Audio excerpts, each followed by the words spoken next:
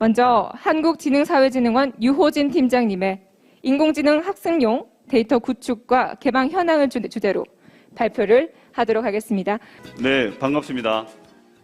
저는 인공지능 학습용 데이터 구축 사업을 담당하고 있는 한국지능정보사회진흥원 유호진 팀장이라고 합니다. 반갑습니다. 네, 오늘 이런 행사에 참석해서 저희 인공지능 학습용 데이터 사업 그리고 저희 원의 사업에 대해서 간략하게라도 소개드리게 된 것을 영광으로 생각하고요. 여기 계신 대구 경북 ICT나 소프트웨어 관련 기업 우리 대표님이나 관계자 여러분들께 들은 아마도 대부분 다 저희 사업을 아시는 분들, 그러니까 데이터 최근에 한참 어떤 이슈가 되고 있는 인공지능 그리고 인공지능과 데이터에 대해서 관심이 있던 우리 기업이나 소프트웨어 기관이라면은 충분히 저희 사업에 대해서 이미 잘 알고 계실 거로 생각합니다. 그래서 이번에 저희 사업 올해 진행한 데이터 구축 내용과 내년에 계획에 대해서 간략하게 말씀을 좀 드리도록 하겠습니다.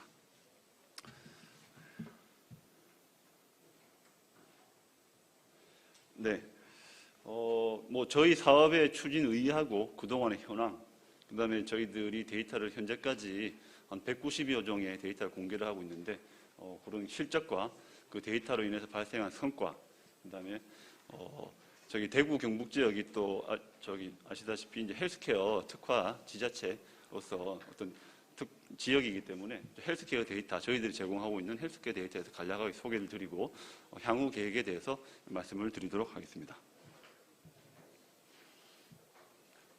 저희 사업의 추진 의의입니다. 기본적으로 저희가 정부든 아니면 기관이든 저희 원도 디지털 전환이 언젠가 조만간에 빠른 시일 내에 우리 국가 사회와 경제의 디지털 전환이 올 것이다 라고 생각을 하고 있었고 거기에 대해서 대비를 하고 있었습니다. 그런데 아시다시피 포스트 코로나 팬데믹으로 인해서 그 주기가 우리들이 생각하고 준비해왔던 것보다 훨씬 더 빨리 갑작스럽게 당겨지게 되었습니다. 그래서 그래프와 같이 저희 포스터 코로나가 발생하고 그 팬데믹으로 인한 경제적인 어떤 피해라든지 여러 가지 국가적인 위기 상황을 돌파하기 위해서 저희 사업이 본격적으로 시작됐다고 보시면 되겠습니다.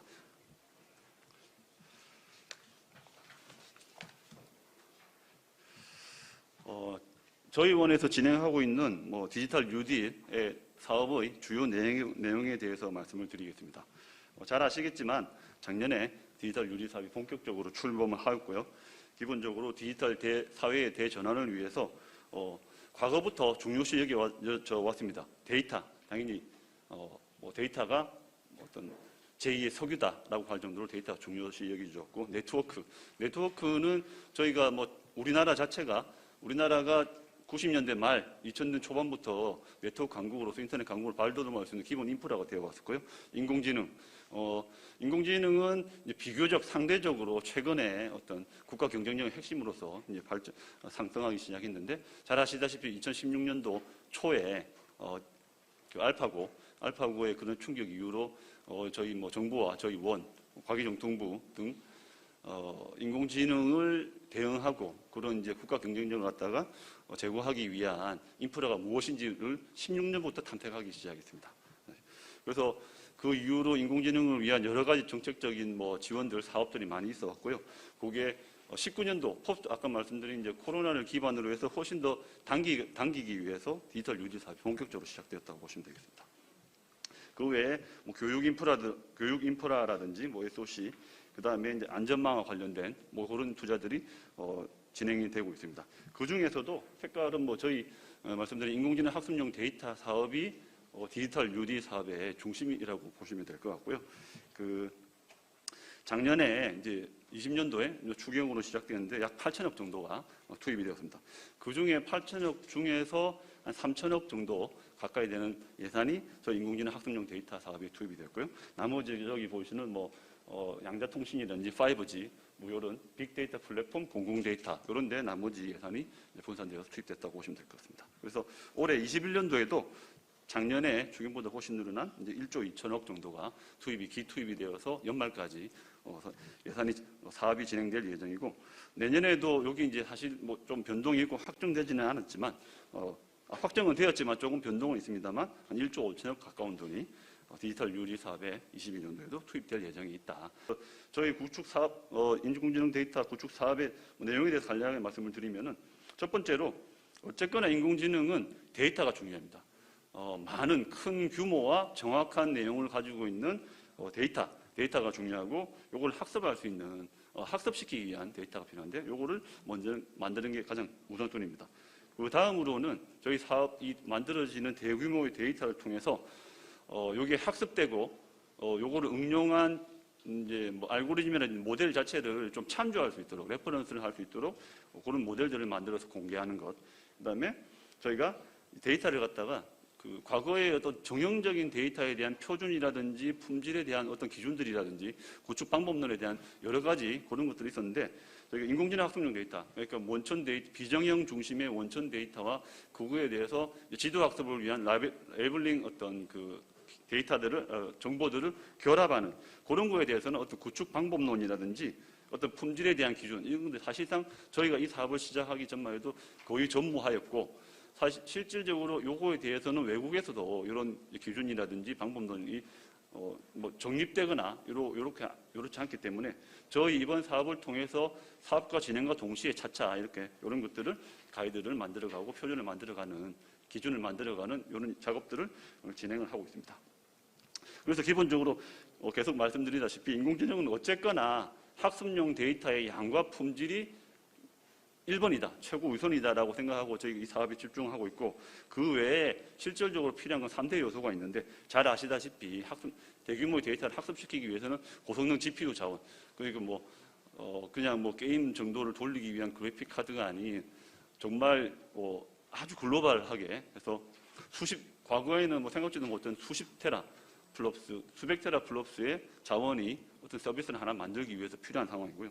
그런 것도 연산 장치들도 사실 국가적인 차원에서 저희 기관은 아니지만 다른 기관에서 이렇게 GPU 연산 컴퓨팅 파워를 제공을 하고 있습니다.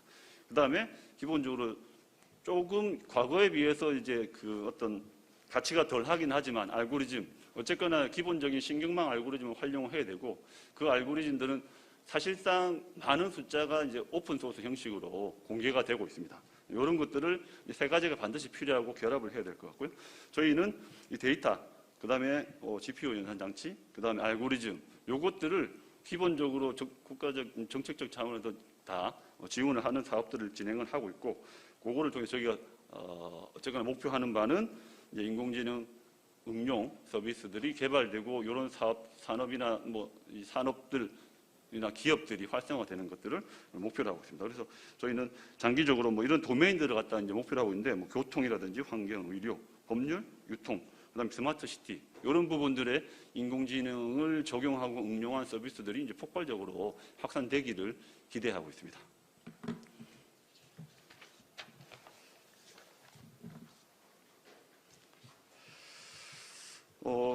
그다음에 좀 그동안 경과에 대해서 간단하게 말씀을 드리면은, 이 사업은 16년도에 어쨌거나 기획이 되어서 17년부터 본격적으로 시작되었습니다. 그래서 17년도에는 되게 생각보다 작은 사업으로 시작되었습니다. 그때만 해도 지도학습 데이터에 대한 개념이 사실상 국내에서 그렇게 많지는 않았고, 그 중요성에 대해서도 학계에서도 그렇고 이게 실감을 하거나 보편적이지는 않았습니다. 그래서 300억 정도 규모로 해서 한 20종, 10종, 10종 정도 되는 이제 작은 데이터부터 시작을 했는데, 그 이후로 17년, 18년, 19년 급격하게 인공지능이라든지 인공지능을 위해 필요한 학습용 데이터의 어떤 중요성들이 급격하게 올라가기 시작하면서 저희 사업도 덩달아 매년 2배 이상씩 성장을 했고, 예산도 증가를 해왔습니다.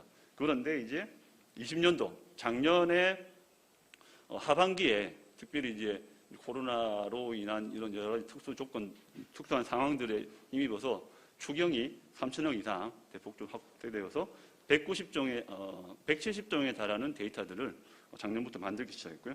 올해도 약 3,700억 정도에 투입이 되어서 190종의 인공지능 학습용 데이터를 구축을 하고 있습니다. 그래서 아마 22년 초에는 310종, 350종 정도에 달하는 인공지능 지도학습용 데이터가 구축되어 가지고 저희 AI 허브를 통해서 한번 공개될 예정에 있고요.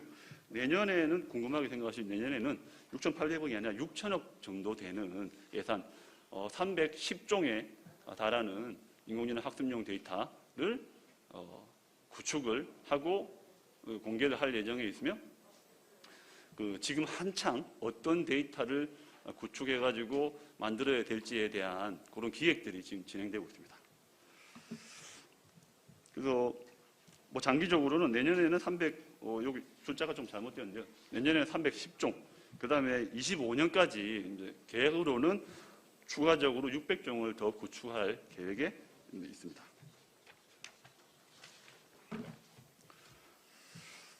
저희 올해 사업의 기관 현황을 간단하게 좀 말씀을 드리면은 저희 올해 3,700억 예산을 투입해서 말씀드린 대로 190종 데이터를 구축하기 위한 공모를 실시하고 사업을 진행을 하고 있는데 현재까지 중복을 제외하고 우리 전국에 인공지능과 인공지능에 관심이 있는 기업, 그다음에 학교, 기관, 지자체 등등에서 545개의 기관이 기관이나 기업이 사업에 참여하고 있습니다. 그래서 보면 한 65% 정도가 중소기업이고요. 그다음에 대기업이 일부 들어와 있고 비영리법인 협회 같은 비영리법인이 8%, 그다음에 중견기업이 있고 나머지는 공공기관이나 공기업, 그다음에 애틀이나 이런 이제 연구기관들, 그다음에 많은 수의 대학들이 저희 사업에 참여해서 지도학습용 데이터를 열심히 구축을 하고 있습니다. 그다음에 또 특이할 사항은 병원이 한 5% 정도 되는데 한 25개 정도 되는 국내외 대형 병원, 웬만한 대형 병원 모두 참여해가지고 헬스케어 도메인에 필요한 데이터들을 구축을 진행을 하고 있습니다. 그래서 기본적으로 저희 예상에 연말에는 한 5.8억 개 정도 되는 데이터를 구축해서 내년 초에 공개를 할 수 있을 것으로 예상을 하고 있습니다. 일자리 창출 성과에 대해서 간략하게 말씀을 드리면은 작년에 저희들 이 구축 사업을 추진하면서 약 3만 9천여 개 가까운 일자리를 저희들이 창출했고요. 최근에 이제 어떤 새로운 어떤 일자리 근로 형태라고 이제 각광받고 있는 크라우드 워커 일자리가 한 3만 명 정도 발생해서 저희 사업에 투입되어서 이제 일을 하시고 데이터를 만드시고 이제 수익을 발생시키셨고, 직접 고용은 7,400명, 7,500명 가까운 사람들이 일자리를 해서 직접 고용을 진행하였습니다. 그 중에서 사실 저희가 조금 이제 사업에서 이제 어떤 좋은 성과라고 말씀을 드릴 수 있는 게, 요렇게 투입된 대부분의 크라우드 워커 중에서 그분들이 대부분 다 고용 취업 계층에 계신 분들이었다. 그러니까 팬데믹이나 코로나로 인해서 조금 더 훨씬 더 경제적으로 타격을 입으시는 분들, 특히 취업을 준비하고 있는 청년, 그다음에 경단녀 분들, 그다음에 장애인 분들, 아니면 고령자 분들, 이런 분들이 저희 데이터 사업에 대거 60% 가까운 분들이 대거 참여하셔가지고 저희 데이터를 구축하는데 도움을 주셨고, 본인들도 어떤 수익 창출이라는 그런 이제 효과를 거렸다, 이렇게 보실 수 있겠습니다. 그래서 올해는 저희가 한 12월 말 기준으로 해서 약 한 3만 명 정도의 일자리가 창출된 것으로 이제 통계적으로 확인을 하였고, 아마 연말까지 예상이긴 합니다만 약 한 4만 명 정도의 어떤 데이터 구축 일자리를 창출해냈다라고 좀 예상을 하고 있습니다.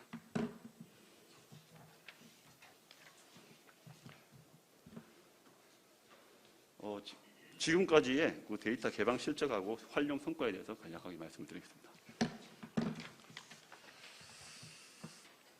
저희가 이제 인공지능용 데이터를 만들면서 있어서 도메인을 분리해서 저희들이 중요하다고 판단되는 도메인을 8개 분야를 선정을 하고, 그 도메인별로 또 수요를 받아가지고 기획을 한 다음에 데이터를 191개를 지금까지 만들었고 AI 허브에 개방하고 있습니다. 그래서 보시면은 음성자연어 도메인에 48종의 데이터가 있습니다. 아무래도 사실 어떤 비전, 그러니까 어떤 이미지라든지 영상하고 관련된 데이터들은 외국에도 솔직히 말해서 많습니다. 예를 들면 유튜브를 근거로 해서 이런 데이터들도 많고, 자율주행이라든지 국토환경 이런 분야의 데이터는 많은데, 음성자연어, 특히 이제 한국어하고 관련된 뭐 한국의 아주 뭐 어떤 자연스럽고 뭐 유창하게 말을 하는 어떤 뭐 인공지능 스피커라든지 아니면 챗봇이라든지 이거 관련해서 아주 높은 수요가 있고, 특히 이제 외국에서는 사실상 구하기 불가능한 데이터다 보니까 음성하고 자연어, 한국어 음성이랑 자연어에 대한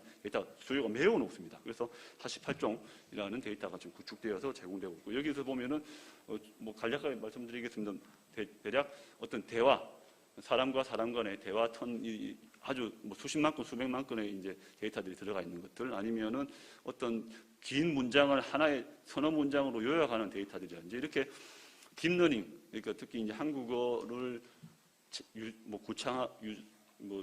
유창하게 이렇게 구사할 수 있는 그런 것들을 위한 아주 많은 데이터들이 만들어져 있습니다. 그 외에 저희들 비전, 헬스케어 같은 경우에는 사실상 데이터가 조금 민감하긴 한데, 어쨌거나 저희가 수요조사라든지 그런 것들을 따져봤을 때 가장 부가가치가 높고 유망한 데이터를 만들 수 있는 분야다. 데이터 헬스케어 분야. 그래서 35종의 데이터가 만들어져 있고요. 그 다음에 뭐 안전, 자율주행이야 당연히 뭐 가장 촉망받는 분야일 것 같고, 뭐 교육, 그 다음에 농축수산, 국토환경. 국토환경도 사실은 우리나라 어떤 기후라든지 지형이라든지 이런 토질이라든지 이런 거 관련된 데이터들이 많이 만들어져 있습니다.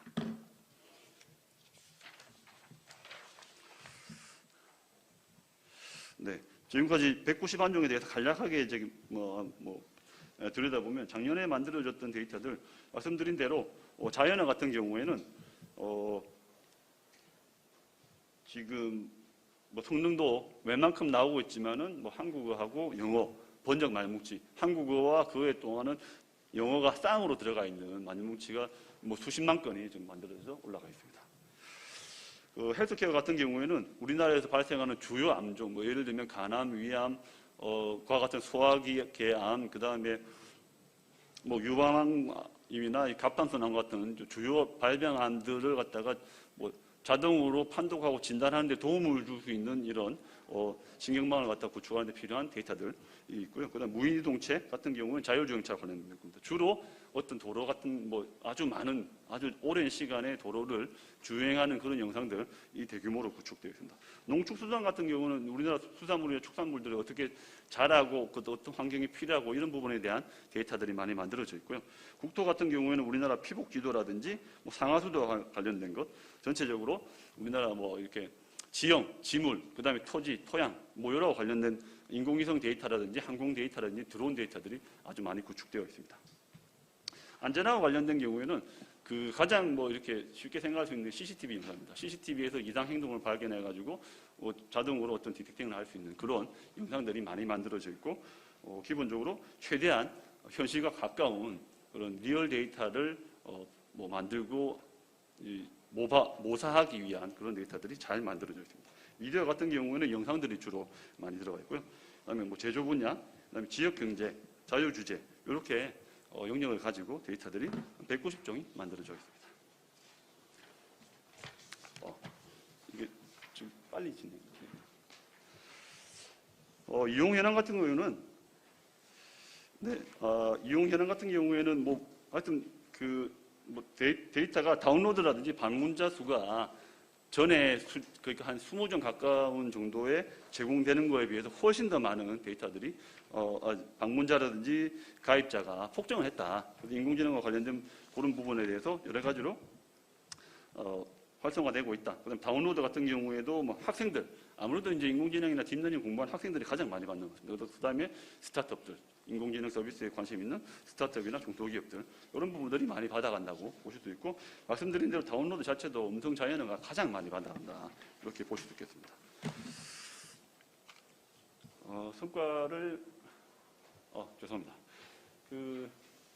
성과를 말씀드리면은 뭐 서비스라든지 매출이라든지 연구 실적이라든지 이런 것들이 작년에 이제 저희가 올해 상반기에 오픈했음에도 불구하고 여러 가지로 많이 이런 경제적으로 인공지능 산업에 기여를 하고 있다라고 이제 말씀을 드릴 수 있겠습니다. 대표적 서비스를 하나 알려드리면은 그 작년 같은 경우는 수면 상태를 모니터, 수면 상태의 어떤 정기적인 신호를 이제 학습용 데이터를 만들었는데, 그거와 함께 기존의 인공지능 호흡기와 결합을 해가지고 어떤 가사 상태, 어떤 약간 코마 상태나 어떤 인공지능의 인공호흡기를 쓰면서 이제 주무시고 계시는 분들에 대한 이런 모니터링을 할 수 있는 이런 뭐 서비스를 만들어냈다든지 이런 것들이 있었습니다. 그다음에 실질적으로 대전도시철도공사의 CCTV 안전 시스템은 역사 내에서 혹시라도 이상 현상을 징후를 갖다 탐지할 수 있는 시범 서비스를 만들어 실제적으로 지금 적용을 해서 서비스를 하고 있습니다. 뭐 실적 같은 경우에는 뭐 여러 가지가 있는데 뭐 간단하게 서비스 뭐 직접 적용하거나 매출, 그다음에 특허라든지 그다음에 연구 실적 이런 것들을 광범위하게 나타내고 있다라고 보시면 될 것 같습니다. 헬스케어 데이터 같은 경우에는 뭐 잘 아시다시피 저희 대구가 헬스케어 중심 도시니까 간단하게 말씀을 드리면은 어쨌든 말씀드린 대로 간암, 뭐 유방암, 갑상선암, 담낭암, 대장암 등과 같은 주요 암종에 대한 학습용 데이터들이 되게 많이 구축되어 있고 그 외에도 건강관리하고 관련된 데이터들, 그다음에 어떤 뭐 신경계, 뇌졸중이라든지 뇌출혈이라든지 아니면 그 알츠하이머병 아니면 그 치매 요거와 관련된 데이터들도 충분히 대규모로 만들어져서 제공이 되고 있습니다. 그래서 여러 가지 모달리티가 그러니까 이미지, MRI, CT와 같은 저 이미지가 30종, 그다음에 영상과 같은 비디오가 9종, 그다음에 아까 말씀드린 수면질과 같은 센서로부터 확보할 수 있는 데이터가 뭐 3종, 음성, 그러니까 약간 인지장애가 있으신 분들의 음성이 2종, 이렇게 3D 텍스트 1종, 이렇게 해가지고 다양한 모달리티의 의료 정보 데이터들이 헬스케어 데이터로 제공이 되고 있다라고 보시면 됩니다. 뭐 간단하게 갑상선암 같은 경우에는 이제 이런 CT나 이런 뭐 MRI 화면에 그 같은 병변에 대해서 결절에 대해서 바운딩 박스라든지 뭐 세그멘테이션 같은 어노테이션이 되어 있고 여기에 대해서 임상적인 정보가 결합되어서 제공되고 있습니다. 그 헬스케어 같은 경우에는 별도의 좀 안심존을 구축해가지고 그 안심존 내에서만 사실은 이제 학습을 하고 여러 가지 연구를 하신 다음에 만들어진 모델을 뽑아갈 수 있는 그런 형태로 지금 만들어져 있고 헬스케어 같은 경우에는 뭐 지금 다른 데이터와 같이 AI 허브에 접속해서 누구나 다운로드를 갖다 자유롭게 받아가는 형식으로는 사용하실 수 없고 안심존에서만 사용할 수 있도록 지금 제공이 되고 있습니다. 그 안심존에서는 웬만한 중소기업이 충분히 이런 모델을 개발하고 연구를 할 수 있는 정도의 GPU 파워가 제공이 되고 있습니다.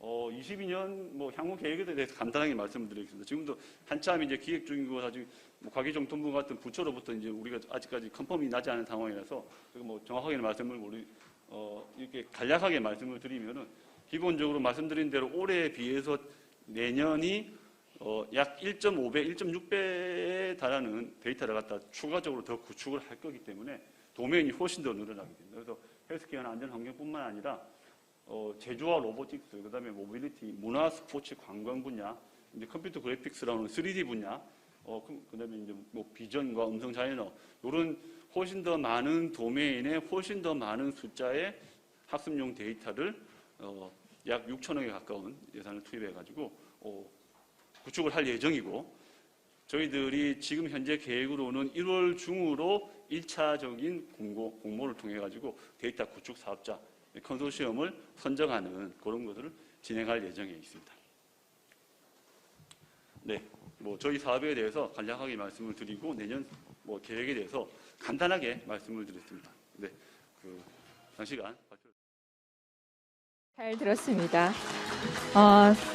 생각보다 많은 분야에서 데이터 구축이 되고 있는 것 같습니다. 인공지능 데이터 구축을 통해서 지역 AI 생태계가 활성화되기를 기대하면서 발표해 주신 한국정보지능사회진흥원 유호진 팀장님께 다시 한번 감사의 박수 부탁드리겠습니다. 고맙습니다. 네, 계속해서 한국교육학술정보원 장금연 단장님의 2022년 정보화 사업 소개 발표를 시작하도록 하겠습니다. 여러분 박수로 환영해 주시기 바랍니다.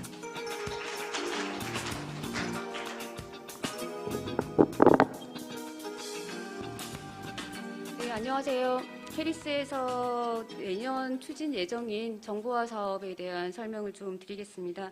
네, 먼저 인사드리겠습니다. 저는 캐리스 정보화 사업 수요 예고와 대학 협력, 대외 협력 홍보를 담당하고 있는 장금연이라고 합니다. 반갑습니다.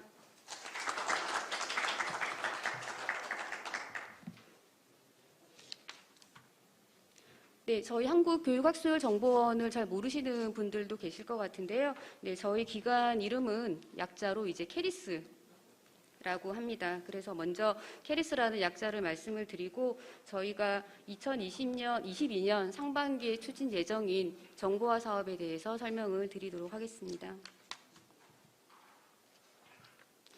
네, 간단하게 캐리스 소개를 드리고 진행을 하도록 하겠습니다. 캐리스는 1999년에 설립이 되었습니다. 그리고 다 아시는 것처럼 저희는 2013년에 대구로 이전을 한 기관이고요. 교육과 학술 연구의 발전을 위해서 그 목적으로 설립이 된 기관입니다. 네, 설립에 따른 주요 연역은 자료를 참고하시면 될 것 같습니다. 네, 저희 캐리스의 총 예산이고요. 기준은 21년 예산 기준으로 작성이 되어 있습니다. 약 3,899억 원의 1년 예산으로 정부 출연금과 그리고 교육부 또는 정통부 과기부의 수탁 사업으로 현재 구성이 되어 있습니다. 네, 간단하게나마 올해 21년에 추진했던 사업들에 대한 성과를 말씀을 좀 키워드 위주로 드리겠습니다. 네, 자료에서 보시는 것처럼 교육의 디지털 전환을 통한 공교육의 혁신을 선도를 했던 부분이고요. 잘 아시겠지만 올해 저희가 이제 코로나19로 인해서 원격 교육을 많이 준비를 하시면서 저희 기관이 운영하고 있는 학습 플랫폼, 아마 이학습터라고 많이들 들어보셨을 건데요. 이학습터와 나이스를 통한 자가진단 앱이라든지 이학습터를 통한 원격 교육에 적극적으로 대응을 했습니다. 그에 따라서 이제 에듀테크에 대한 기업 발굴과 공교육에서의 어떤 민간 기업의 기술들의 도입들을 주요 성과로 하고 있습니다. 네, 나이스라고 많이들 알고 계실 것 같은데요. 저희가 올해는 교육행정 시스템의 고도화가 예정이 되어 있습니다. 올해는 응용 소프트웨어 개발 1, 2단계 구축을 위한 설계가 완료가 되었고요. 2단계 개발 착수가 시작되었습니다. 그리고 자료에서 보시는 것처럼 지방교육재정의 투명성을 위한 K-에듀파인 시스템의 안정적 운영을 추진을 하고 있습니다. 네, 2022년 사업 추진 방향에 대해서 이제 박스를 보시게 되면요. 큰 틀에서는 저희가 올해와 내년이 크게 유사할 거라고 예상을 하고 있습니다만 앞서 말씀드린 것처럼 에듀테크의 공교육 도입 부분이 저희가 올해 가장 혁신적으로 선도했던 부분이고요. 계속적으로 이어서 내년에도 이런 에듀테크 기업을 발굴하는 것을 주요 내용으로 하고 있습니다. 자료에서 보시면 아시겠지만 저희가 이제 서울과 그리고 대구, 광주에 이런 에듀테크 소프트랩을 개설을 하고 공교육의 에듀테크 선도 기업들이 많이들 그 기술을 도입을 할 수 있도록 노력을 할 예정입니다. 그리고 3.1쪽에 보시게 되면 내년부터는 다시 한번 지능형 교육 행정 시스템의 고도화가 예정이 되어 있습니다. 네, 22년 상반기에 추진 예정인 캐리스 정보화 사업에 대해서 말씀을 드리겠습니다. 네, 22년 사업이기 때문에요. 저희가 아직 확정되지 않은 좀 사업들이 있는 관계로 상반기에 추진 예정인 사업들에 대해서만 좀 소개를 드리게 된 점을 양해를 좀 부탁드리겠습니다. 22년 상반기에는 총 15건 1,730억 원의 정보화 사업이 예정이 되어 있습니다. 네, 21년 대비 본원의 정보화 사업이 좀 증가를 하고 있는 것을 보실 수가 있는데요. 이는 앞서 말씀드린 것처럼 원격 교육 지원을 위한 공공학습 플랫폼의 이제 클라우드 부분이 좀 많은 부분을 차지하고 있고요. 내년에는 이제 지능형 나이스 부분이 또 큰 폭을 차지하고 있습니다. 네, 사업에 대해서 말씀을 좀 드리겠습니다. 자세한 내용은 자료를 참고하시면 될 것 같고요. 저는 이제 대부분의 사업 내용의 핵심적인 위주로 좀 말씀을 드리겠습니다. 네, 첫 번째 사업입니다. 22년도 실감형 콘텐츠 개발 및 변환 사업 부분입니다. 초중등 교육과정 기반 사회와 과학의 실감형 콘텐츠 개발과 그리고 외부 기관의 연계를 주요 내용으로 하고 있습니다. 네, 두 번째 독서교육 종합지원 시스템이고요. 아마 학부모님들께서는 아마 DLS라고 하는 시스템은 대부분 다 아실 것 같습니다. 그런 DLS 시스템의 고도화 부분이고요. 작년까지 저희가 ISP와 1단계 구축 사업이 완료가 되었고 이제 2단계 고도화 사업을 앞두고 있습니다. 네, 현재로서는 사업 공고는 5월로 예정이 되어 있는 부분입니다. 네, 기초학력 진단과 보정 시스템이고요. 이 부분은 지속적으로 매년 저희가 유지관리와 서비스 운영을 하고 있는 부분입니다. 네, 자세한 내용은 시스템 운용 소프트웨어와 통합 유지관리를 주요 내용으로 하고 있습니다. 네, 한국어 능력 진단 및 보정 시스템이고요. 응용 소프트웨어 유지 관리와 서비스 운영을 그 사업의 주요 내용으로 하고 있습니다. 네, 5번째 사업이고요. 아세안 사이버 대학 프로젝트 학습 플랫폼 운영 부분입니다. 주요 사업 내용은 ACU OER과 ACU LMS 플랫폼의 운영과 유지 관리를 사업 내용으로 하고 있습니다. 네, 코러스 응용 프로그램 유지관리 사업인데요. 코러스는 아마 아시는 분들도 있으실 것 같은데요. 국립대학의 이제 시스템을 저희가 통합해서 연계하는 시스템입니다. 코러스가 이번에 좀 규모가 크게 들어온 이유는 이제 대학들 간의 학점 교류가 진행이 되면서 이런 학점 교류에 대한 시스템을 구축하기 위한 코러스의 그 소프트웨어 기능 개선과 운영과 유지 관리를 주요 내용으로 하고 있습니다. 네, 그에 따라서 이제 물적 기반 통합 유지 관리가 진행이 되고요. 앞선 사업과 동일하게 24개월 장기 계속 계약으로 유지가 되고 예산은 1차 연도는 동일하게 6번째 사업과 동일하게 추진될 예정입니다. 코러스 운영 센터에 도입 중인 전산 장비와 기반 시설의 운영이나 유지 관리 그리고 콜센터 운영 등을 그 내용으로 하고 있습니다. 네, 8번째 사업이고요. 대학 공개 강의 유지 관리 사업입니다. 이 사업도 24개월 장기 계속 계약이고요. KOCW라고 하는 그 오픈 코스웨어 콘텐츠에 대한 운영과 유지 관리를 주요 내용으로 하고 있습니다. 네, 거점 국립대학 원격 수업 학점 교류 시스템입니다. 앞서서 말씀드렸던 코러스와 관련이 좀 있는 부분이고요. 이 부분도 네, 보시다시피 네, 지금 앞선 사업과는 다르게 12개월이고요. 학점 교류 시스템의 응용과 유지 관리 사업을 주요 내용으로 하고 있습니다. 네, 4세대 지능형 나이스 인프라 2단계 사업입니다. 네, 이 사업 기간은 독특하게 이제 16개월로 진행이 되고요. 교육부와 17개 시도교육청의 4세대 지능형 나이스 총괄센터 인프라 구축과 그리고 재해복구 재개 인프라 구축을 주요 내용으로 하고 있습니다. 네, 유치원생을 자녀로 두신 분들은 다 아실 것 같은데요. 처음학교로라고 하는 시스템입니다. 처음학교로 시스템의 안정화 및 기술 지원 사업이고요. 사업 기간은 총 10개월이고 처음학교로 시스템의 안정화와 그리고 사용자 기술 지원을 목적으로 하고 있는 사업입니다. 예, 12번째 사업입니다. 유치원 교원 능력 개발 평가 시스템 유지 관리와 위탁 운영 사업이고요. 사업 기간은 8개월로 조금 짧게 진행이 될 예정입니다. 네. 22년 사립 유치원 K-에듀파인 기능 개선 사업입니다. 사업 기간은 총 14개월이고요. 학부모 부담금의 신용카드 납부를 위한 기능 개발과 그리고 앞서 말씀드렸던 지능형 유아나이스 개통 예정에 따라서 K-에듀파인의 기능 개선을 그 내용으로 하고 있습니다. 네, 14번째 사업이고요. 22년 종합교육연수원 서비스 운영과 유지관리 사업입니다. 캐리스에서는 별도로 종합교육연수원을 설립을 해두고 있고요. 그 종합교육연수원의 그 웹서비스에 대한 운영과 유지관리를 주요 내용으로 하고 있습니다. 네, 최근에 많이 뉴스에서 각광이 됐던 부분이고요. 학교에서 지금 문제로 많이 인식들을 하고 있는 폰트에 대한 부분이고요. 혹시나 학교에서 교사분들이 사용을 하실 때 문제가 되는 폰트가 없는지를 점검하는 통합관리 프로그램의 고도화 사업입니다. 사업 기간은 9개월이고 현재 폰트 점검 프로그램의 기능 개선을 주요 내용으로 하고 있습니다. 네, 이렇게 해서 제가 짧게 좀 말씀을 드렸던 부분이고요. 자세한 내용은 저희가 각 사업 담당하고 있는 부서와 그리고 교육부와 캐리스의 담당을 자료에 작성을 해 두었기 때문에요. 혹시나 문의가 필요하신 분은 저한테 연락을 하시면 제가 연락을 같이 취해드릴 수 있도록 최선을 다하겠습니다. 그리고 그 전체 22년의 수요 예정인 전체 사업에 대해서는 오늘 나눠드렸던 자료 마지막에 보시면 상반기에 소개해드리지 못하는 사업들에 대해서는 또 자료집에 포함이 되어 있기 때문에요. 자세한 내용은 또 마지막 페이지에 있는 부분을 참고하시면 될 것 같습니다. 뒤에 나와 있는 자료들은 이제 저희 원이 운영하고 있는 이제 서비스 부분들이고요. 이 서비스에 대해서는 자료를 보시면서 필요하시거나 궁금하신 부분은 URL을 들어가시거나 저희 기관 쪽으로 문의하시면 될 것 같습니다. 네, 저희 기관이 앞서 발표하셨던 니아보다는 저희가 규모가 크지 않기 때문에요. 저희 기관이 이 대경 ICT 협회에 많은 도움을 드리고는 싶지만 얼마나 많이 도움을 드릴 수 있는지는 저도 장담은 못하겠습니다만 조금의 힘이라도 저희 기관이 도움이 되었으면 하는 바람에서 오늘 발표를 마무리 짓도록 하겠습니다. 감사합니다.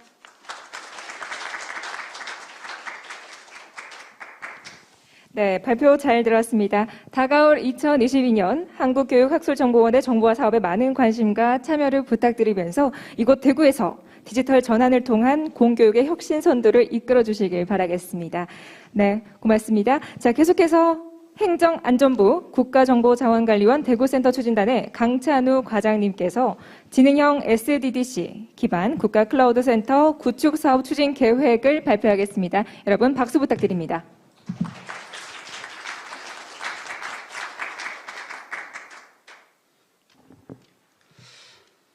안녕하세요. 행정안전부 대구센터 추진단 총괄기획과장 강찬호입니다. 우선 대구 소프트웨어 기업 성과 교류하는 좋은 만남에 초대해 주시고 우리 대구센터의 사업을 소개할 수 있는 기회를 주신 디지털산업진흥원, 대경 ICT협회 그리고 대구시 관계자 여러분께 감사드립니다. 우리 정보자원관리원은 중앙부처 정보자원을 통합 운영하기 위해 2005년부터 대전센터, 2007년에 광주센터, 이제 지금 짓고 있는 대구 3센터 이렇게 하고 있습니다.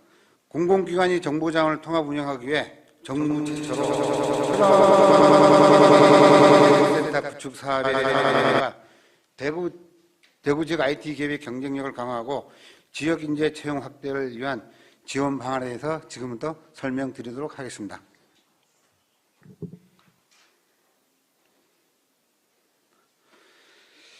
당초에는 그 국가정보자원관련 대구 신축공사 타임스텝으로 이렇게 동영상으로 보여드리려고 했는데 알다시피 국정원에서 관리하는 국가정보시설이라서 현재 위치와 이런 게 이제 노출되는 것을 방지하기 위해서 안 된다라고 조금 전에 연락받아서 이거는 그냥 그림으로만 봐주시기 바라겠습니다.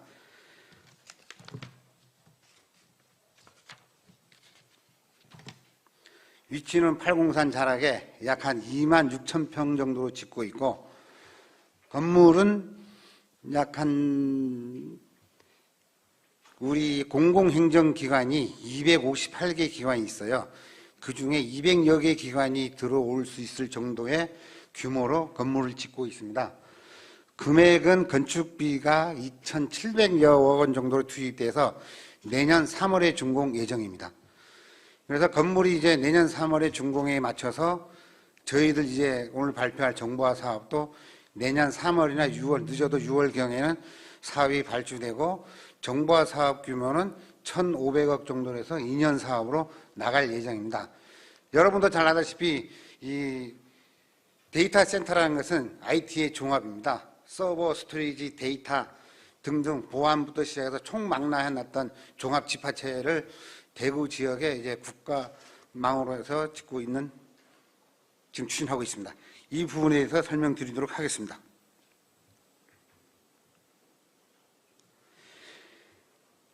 대구센터 사업 개요입니다.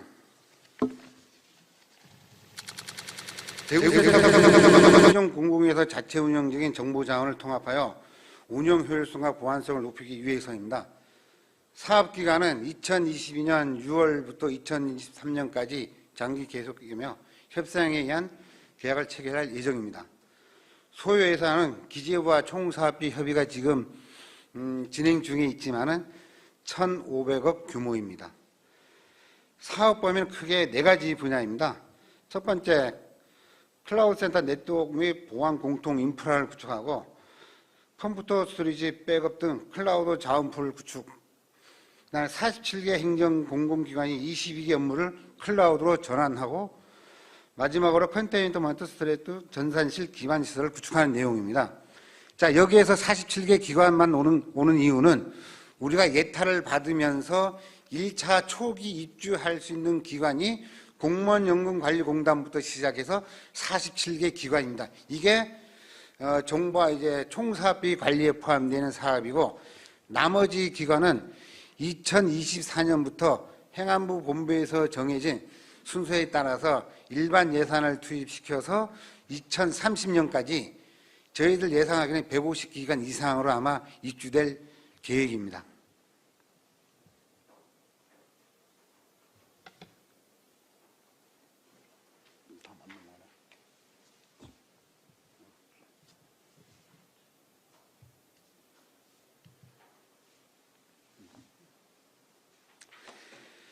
다음은 간략하게 클라우드 구축 사업 추진 경과에 대해서 말씀드리겠습니다. 2013년에 당초 아까 앞에서도 설명했지만은 국가행정기관의 정보화 담당관실, 즉 전산실을 다 없애버리고 지금 현재 대전센터와 광주센터에 국가행정기관이 다 들어가 있습니다. 국방과 안기부 이런 일부 기관을 제외해놓고는. 그래서 대구 3센터는 정부 3종합센터는 건립방을 만들 때 공공기관이 굉장히 많은데 아주 수익성이 있는 공공기관은 정보화 시설도 좋고 정보화 시스템도 좋고 전산 어떤 기반 시설도 좋지만은 그렇지 않는 기관에는 보안부도 너무 열악해서 이제 국회에서나 감사원의 지적이 많음에 따라서 그러면 행정기관처럼 공공기관도 한 구역 이렇게 해서 통합관리할 수 있도록 하자라고 해서 2015년 대구광역시 동구 도학동에 연면적 1,700평 규모의 부지에 대구센터 건물을 짓는 것을 결정하고 예비 타당성 조사를 마쳤습니다. 2017년도에 1차 설계를 시작하고 2019년도에 건축물 착공을 시작해서 내년 3월에 준공할 예정입니다. 예비 타당성 조사 때는 1,700평이었지만 현재 짓고 있는 면적은 그 부지 면적은 대구시 어떤 강력한 어떤 지원에 힘입어서 약 한 26,000평 대지후에 건물을 짓고 있습니다.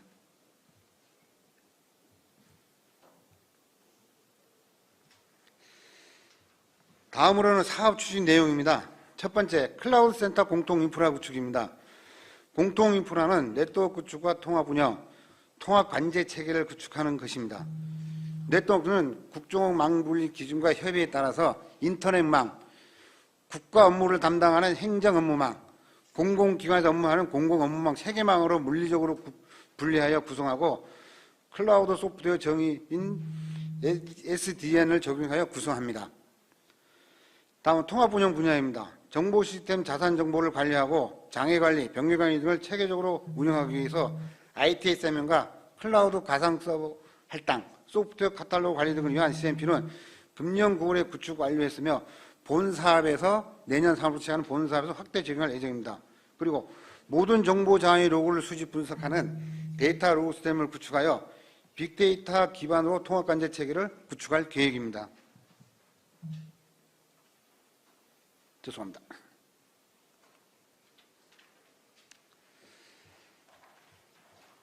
아까 부분은 2022년도에 우리가 예산 확보가 이제 대구시와 어떤 여러 사업 기업에서 도움을 힘입어서 520억을 확보했는데 앞에 공통인프라 부분은 거의 대부분이 그겁니다. 그런데 지금부터 설명하는 거는 우리가 서버 스토리지를 도입해갖고 수요자에 의한 할당할 수 있는 어떤 클라우드 기반 자원풀 구축하는 내용입니다. 가상화 관리 제품은 특정 제사 종속을 방지하고 제조사 간의 서비스와 기술 경쟁을 확보하기 위해 복수의 제품으로 구성할 예정입니다. 참 대한민국이 지금까지 30년 이상 그 국가 정보화하고 있지만은 소프트웨어 어떤 개발 한계 때문에 다 외산을 사용하고 있습니다. 예를 들면은 자 DB에서는 오라클, 지금도 학교에서는 국산 티베로를 강의하는 거 아니고 오라클 하는 방법을 가르치고 있어요 지금. 어떤 이런 등등의 우리 국가에서는 아무리 그 국산 정책을 강요하지만은 아직까지는 외산 일색으로 지금 하는 게 맞습니다. 그래서 저희는 복수 가상화 제품도 레디에스라고 강력하게 세계적으로 이제 해서 우리나라에서 대부분 이 제품이 쓰고 있지만은 나름대로의 가상화 이런 모든 부분을 복수화해서 한 업체가 그쪽에 종속화, 쉽게 말하는 우리 말뚝박기 안 될 수 있도록 우리 국산 어떤 중소기업이 어떤 활동할 수 있도록 이런 부분을 이제 복수 제품으로 이제 구축할 예정입니다. 클라우드 환경에 설치하는 OS, 웹, 와스, DBMS 소프트웨어는 다양성을 확보해 공개 규격으로 발전하여 대구센터의 진입 장벽을 완화시킬 수 있습니다. 업체들이 제일 지금 애로사항이 대구나 광주센터에는 한 업체가 들어가 버리면 자기네는 못 들어간다. 기회도 안 준다. 이런 어떤 민원이 많이 발생하고 있습니다. 지금 현재도 많이 들어오고 있어요. 그래서 대구센터는 새로 구축하고 있기 때문에 현재 대전이나 광주에 들어오는 업체도 들어올 수 있겠지만 다른 신규 업체들도 들어올 수, 특히 대구 지역 업체들이 많이 들어올 수 있도록 저희들 어떤 이런 정책을 많이 펼 계획입니다. 그 다음에 그 스토리지와 백업은 운영 효율성과 가용성 확보에 업무 서비스 또는 입주 규모를 구축하지 않고 통합으로 구축할 계획입니다.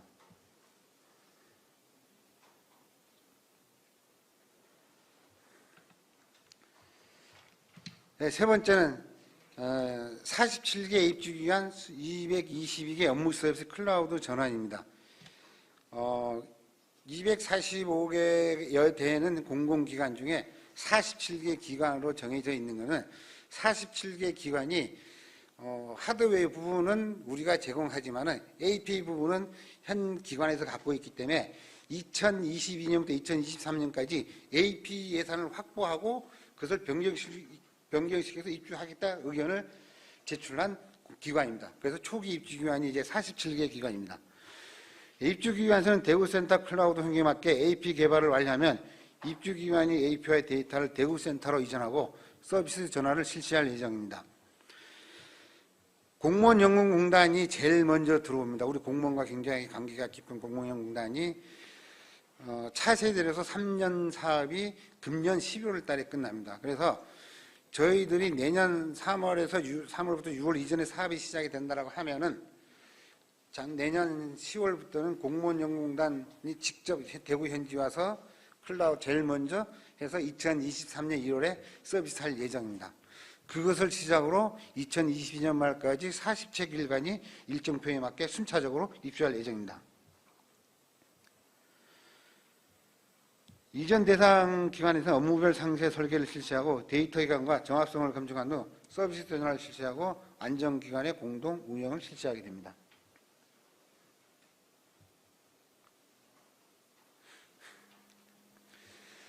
다음은 전산실 기반 시설 구축입니다.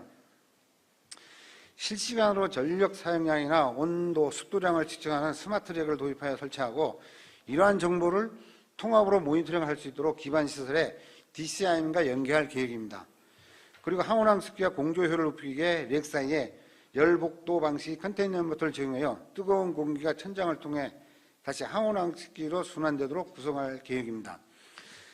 우리 대구센터는 다른 센터와 달리 대전센터는 KT 임차 건물이고 광주센터가 새로 지으면서 데이터 센터도 처음 지었고 대구센터는 그보다 더 첨단화해서 5개층이 되는데 5개층인데 건물 제일 지하 3층과 지상 2층인데 지하 5층과 지하 1층에는 아무도 넣지 않고 공기만 돌아가는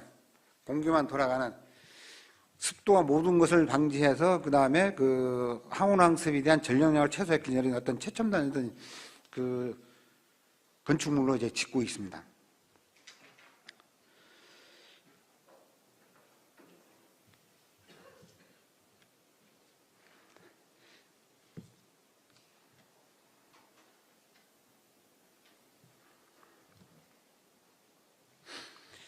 제가 아까 그 공공기관 그 245개라 했는데 2030년까지 대구센터는 국가 소속기관도 있기 때문에 2030년까지 476개 기관 5,310개 시스템이 들어올 계획이랍니다. 제가 아까 얘기하는 것에 대해서 우리 직원이 다시 이제 수정해서 알려줬습니다. 수정하겠습니다. 다음은 기대효과입니다.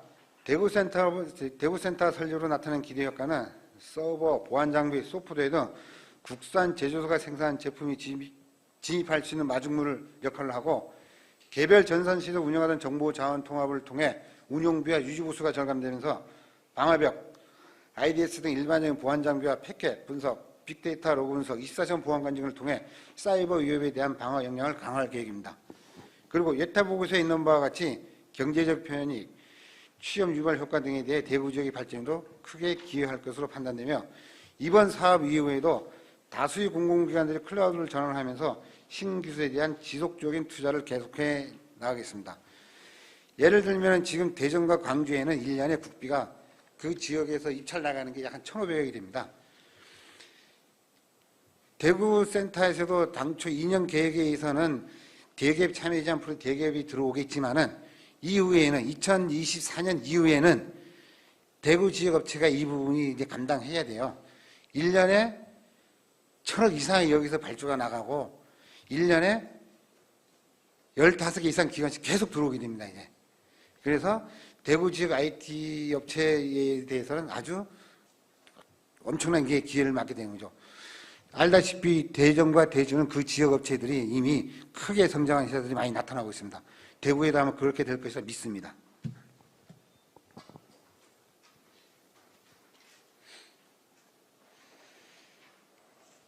제가 이 사업을 추진하면서 대구시 기업체들과 대구시에서 요구사항과 행안부에서 이제 합동으로 조달청과 협의하면서 과연 어떻게 하게 되면은 이번 사업에 대기업이 참여하지만은 대기업이 참여하지 50%는 중소지분율 중에 그 50% 내에서 어떻게 하면 대구 지역 업체들이 공동수급으로 많이 참여시킬 수 있을까 하면서 법 테두리 안에서 평가표에 저희들이 나름대로의 조달청과 협의를 완료해서 사업 나갈 예정입니다.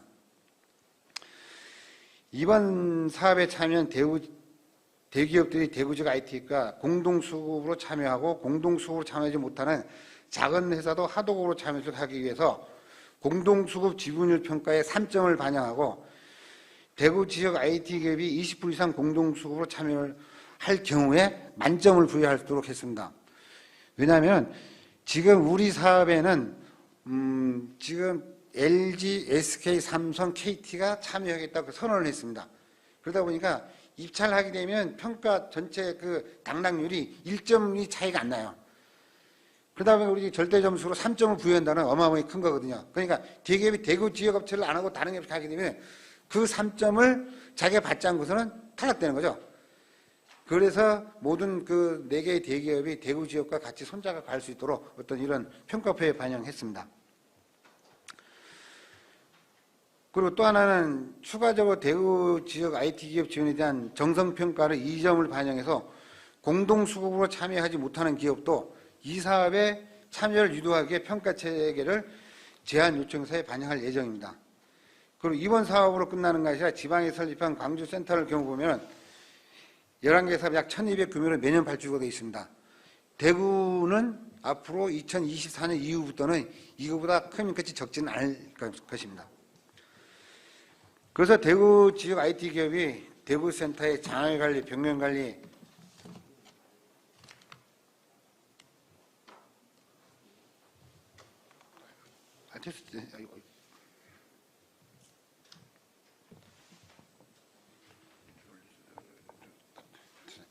사이버 침해 대응 등 운영자를 충분히 숙지하고 운영사업이나 구축사업에 주사업적으로 제한할 수 있는 역량을 확보할 때까지 지역 IT 활성화 평가 체제를 계속 지속적으로 유지할 계획입니다.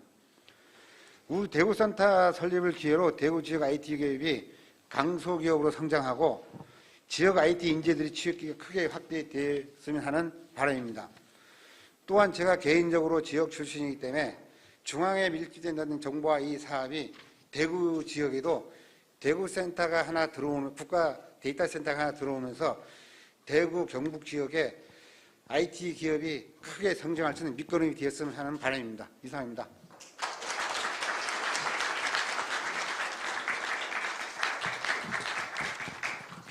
네, 고맙습니다. 지능형 SDDC 기반 대구 클라우드 전용센터의 역할이 굉장히 기대가 되는데요.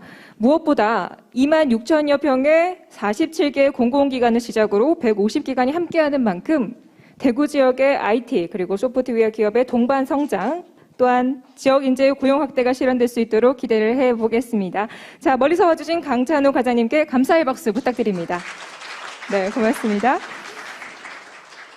네, 이렇게 함께 했는데요. 다음은 지역 ICT 기업의 국내외 우수 사례를 발표하도록 하겠습니다. 우수 사례인 만큼 큰 박수로 환영을 해주시면 감사하겠습니다. 먼저 주식회사 위니텍 추교관 대표님의 지역 소프트웨어 솔루션 해외 진출 성과 및 향후 방향을 주제로 발표 시작하겠습니다. 여러분 큰 박수 부탁드립니다.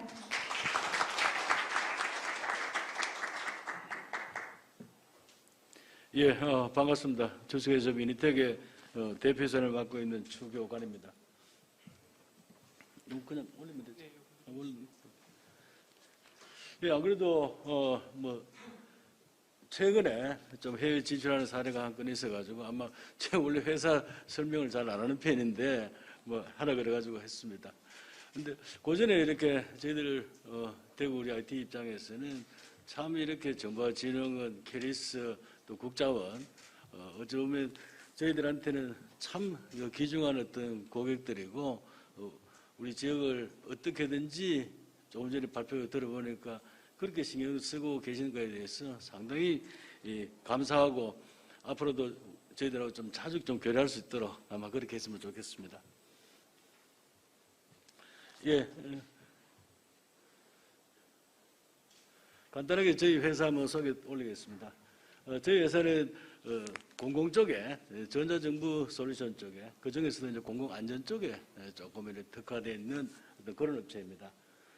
대구에 스타 기업으로 되어 있고 저희들 소프트웨어 이제 프로세스 쪽에 우리 국내에서 소프트웨어 프로세스 SP 인정인데 SP 인정은 국내에서 저희 1호 기업입니다.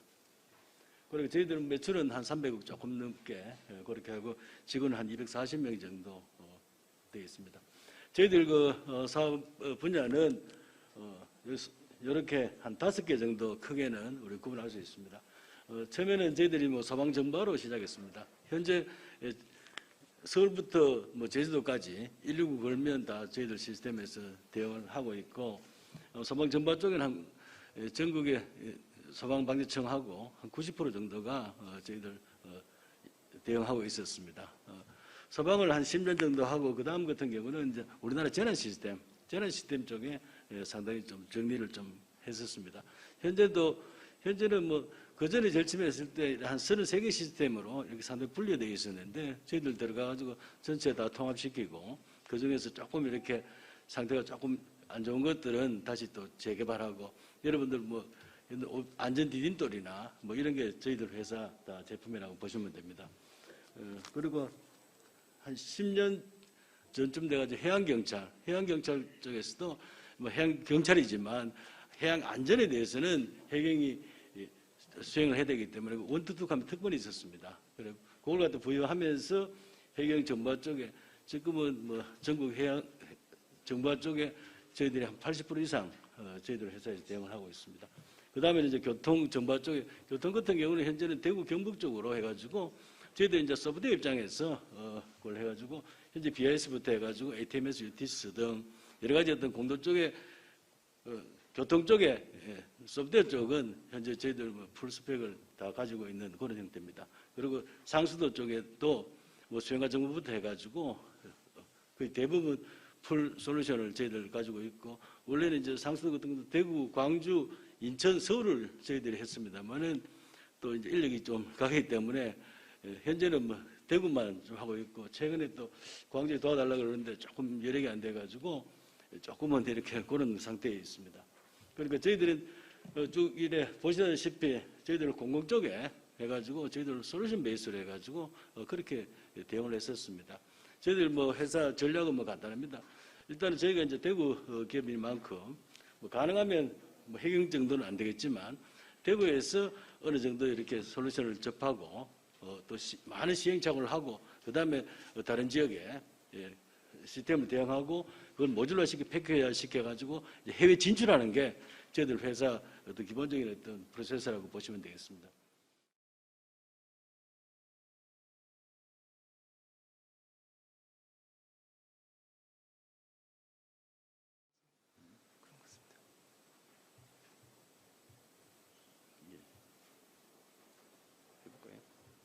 다시 해보시죠. 예, 그렇습니다.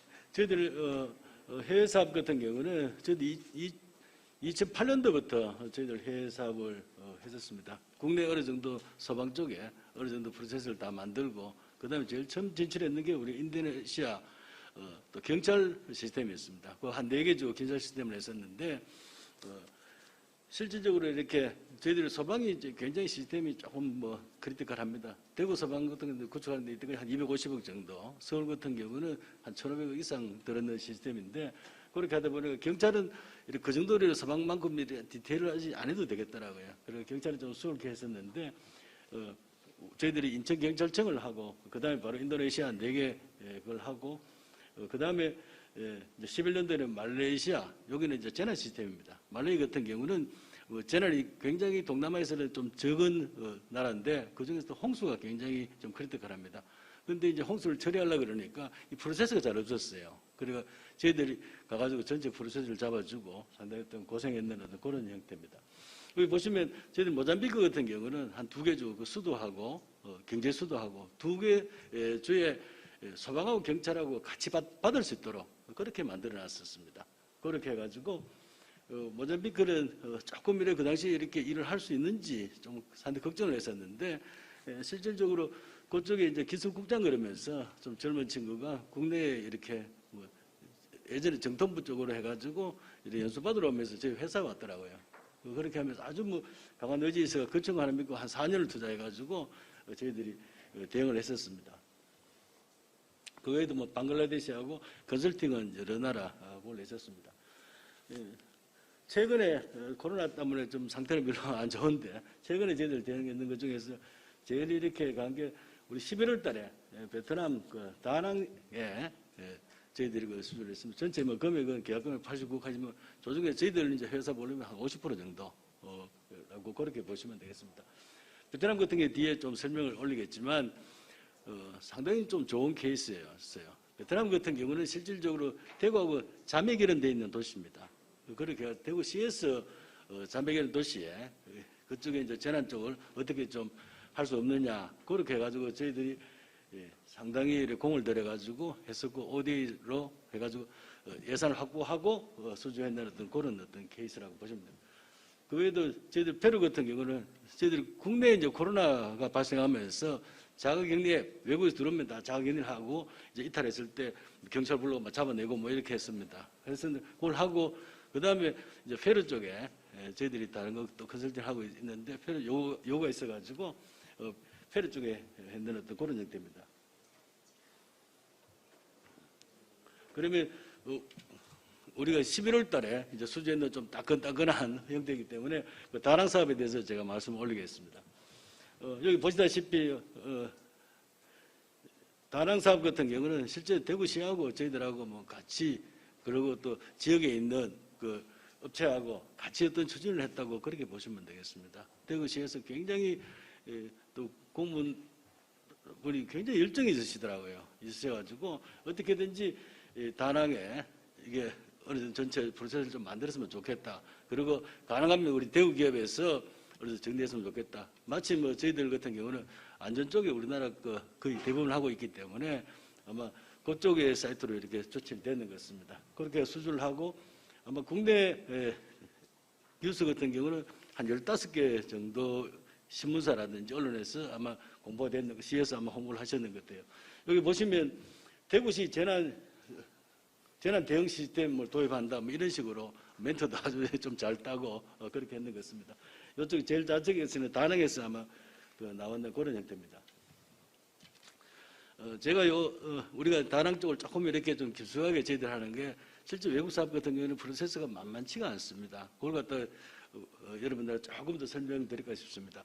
다낭 같은 경우는 제일 처음에 17년도에 여기 정보진흥 계시지만 정보진흥을 해서 지원해 가서 마스터 플랜을 했습니다.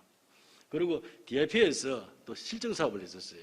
그렇게 하고 또 18년도에 이제 고위카 예비 조사를 마치고 그다음에 이게 이제 행안부하고 외교부하고 다부처 협력 사업으로 ODA를 일으킬 수 있는 그 형태를 만들어졌습니다.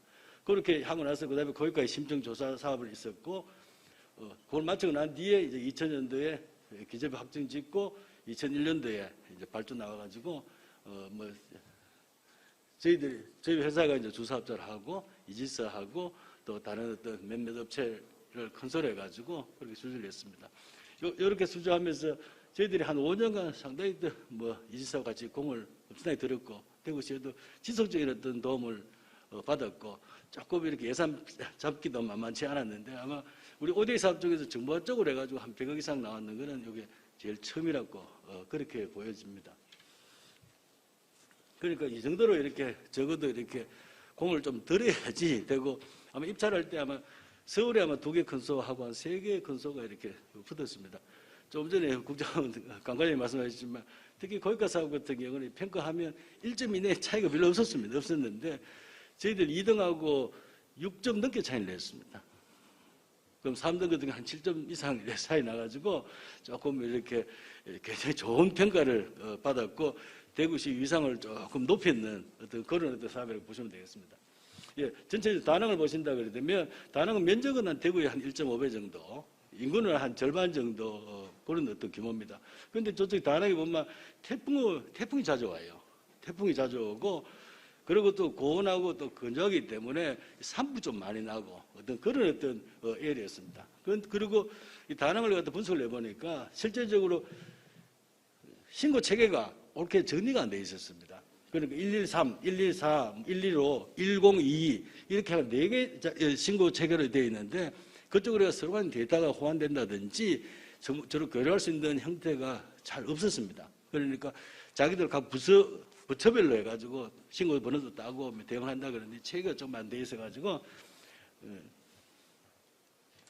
저희들이 보면 들어가가지고 전체적으로 시스템을 갖다가 쭉 이래 보니까 자연재해 예전에 에지즈고 투비가 있습니다만은 위주로 이렇게 편성은 해놔놓고 그래 돼 있지만 좀 그 재난이 좀 커진다든지 그렇게 했을 때는 아무 대응할 수 있는 체계가 없었습니다. 그렇게 관리 대상을 뭐 대형 그 재난들, 그리고 복합 재난들 우리가 다 커버하겠다 뭐 그런 거고 그리고 신고 번호도 단일을 번호로 해가지고 다 프로세스를 처리하겠다 그렇게 했었습니다. 그렇게 하고 우리 재난관리 모니터링 체계도 구축하겠다. 재난 조직을 갖다가 5분에 컨설팅하면서 다시 만들겠다. 그리고 데이터 센터 클라우드 기반해가지고 플랫폼을 재난관리 쪽으로 해가지고 전체 플랫폼을 만들어줄게. 그리고 자원관리를 좀 체계적으로 할 수 있도록 그런 식으로 해가지고 진행을 했었습니다. 여기 보시면 공안 쪽은 113, 소방 쪽은 114, 구급은 한 115, 뭐 이런 어떤 프로세스였습니다.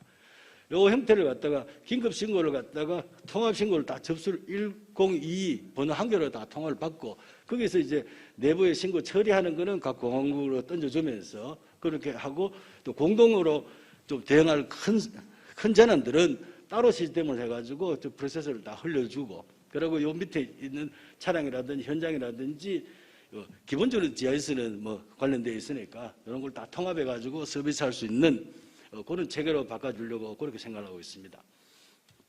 그리고 도시 이제 재난 쪽 같은 경우는 이쪽에 재난이 발생했을 때 제일 중요한 건 원래 이제 상황을 갖다 빨리 인지해가지고 어떻게 전파할 거냐. 뭐 이게 굉장히 중요한데 그런 프로세스가 잘 없었습니다. 그렇게 하고 또 이지스 같은 경우는 재난 피해 쪽 시뮬레이션도 좀 하고 그리고 이제 재난 쪽에 좀 모니터링 할 수 있고 조금 이렇게 3D로 해가지고 조금 첨단 기술을 조금 더 가미해가지고 할 수 있는 그 체계를 갖다가 해가지고 각종 어떤 장비들 그리고 재난 쪽의 CCTV도 다 통합시키고 뭐 그렇게 해가지고 전체적으로 대응을 하려고 그렇게 하고 있습니다. 저기 건물 같은 경우는 다낭시 건물입니다. 굉장히 좀 첨단화되고 좀 잘 돼 있었어요. 그렇게 해가지고 저희들이 오븐에 가지고 통합 상실도 만들고 그런 프로세스를 다 만들어주는 어떤 그런 형태로 했습니다. 뭐 저희 회사 같은 경우는 좀 전에 말씀드렸지만 우리나라 이제 국가 재난 쪽에 대응 체계 쪽에도 어느 정도 계속 컨설팅하고 프로세스를 만들었고 그리고 또 우리가 긴급 신고 받는 모든 프로세스는 뭐 저희들이 다 했기 때문에 그거 하고 또 재난 통합했는 거 이걸 잘 섞어가지고 베트남 다낭에 맞게 하나 둘 만들어줄 예정입니다. 예, 그러면 다낭 쪽 이렇게 말씀드리고 우리나라 이제 우리 정보진흥원 계시지만 글로벌 IT 쪽에 이렇게 보면 전체 가든에서 우리 시장을 갖다가 전 세계적으로 분석해 놨어요. 그 중에서도 이제 소프트웨어 같은 경우는 2020년도에 한 120조, 2021년도에 한 131조 해가지고 성장률이 굉장히 이제 빨라지고 있는 그런 형태입니다. 그리고 우리나라도 전자정부 위상에 보면 지금은 뭐 덴마크 1등, 우리가 2등 요소에 따라서 그런데 우리가 2년 만에 한 번씩 평가를 합니다. 그 중에서 우리 1등을 한 3번 정도 했고, 뭐 3등 한 2번, 뭐 그랬죠. 이렇게 해가지고. 그렇지만 실제 솔루션 베이스에서는 대한민국이 전 세계적으로 굉장히 최고라고 보시면 됩니다. 이거는 오디시 가입 중에서는 저희들이 1등을 했는 그런 형태고, 실질적으로 정보진흥 계시지만 전자정보는 원래 89년도부터 정보진흥원에서 추진을 했었습니다. 전자정보가 한다 그러면 여러분들 동사무소의 행정서비스라든지 뭐 관세청, 특허청, 저희들 같은 재난 이런 쪽이 굉장히 이렇게 우리나라 이제 전자정보 솔루션 면에서는 우리나라만큼 따라올 수 있는 데가 없습니다. 그리고 제가 항상 그전에도 이제 정보진흥원하고 또 회의하고 다른 기관들하고 회의하면서도 이게 솔루션이 우리 국내용으로만 돼가 안 된다 이거지. 이걸 어떻게든지 국내 걸 갖다가 어느 정도 모듈화시키고 패키지화 시켜가지고 해외에서는 굉장히 요구가 많습니다. 그런데 그걸 갖다 충족하기 위해 가지고 우리가 좀 준비해가지고 좀 대응하는데 조금 전에 보면 130조 정도 되잖아요.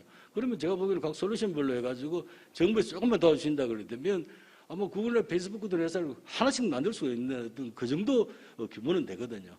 그래 되니까 마침 또 정보진흥은 대구에 왔고 조금 우리 같이 좀 협력해가지고 여러분도 전자정보에도 좀 관심 좀 가져주시고 그렇게 해가지고 저는 뭐 그전에도 했지만 우리 대구가 산업적으로는 소프트웨어적으로 해가지고 굉장히 경쟁이 있는 그 도시로 만들고 싶습니다. 그러려고 그러면 각 어떤 모듈별로 해가지고 제가 후배들한테 항상 하지만 뭐 대구 경북에서 각 도면 1등 한다 이거 의미 없습니다. 우리나라에서 1등 하는데 그것도 의미 없고 어떻게든지 글로벌 환경에서 해가지고 성자가 될 수 있도록 그렇게 했으면 좋겠습니다. 그러니까 오늘 일정 관계로 간단하게 이렇게 인사 올리겠습니다. 반갑습니다.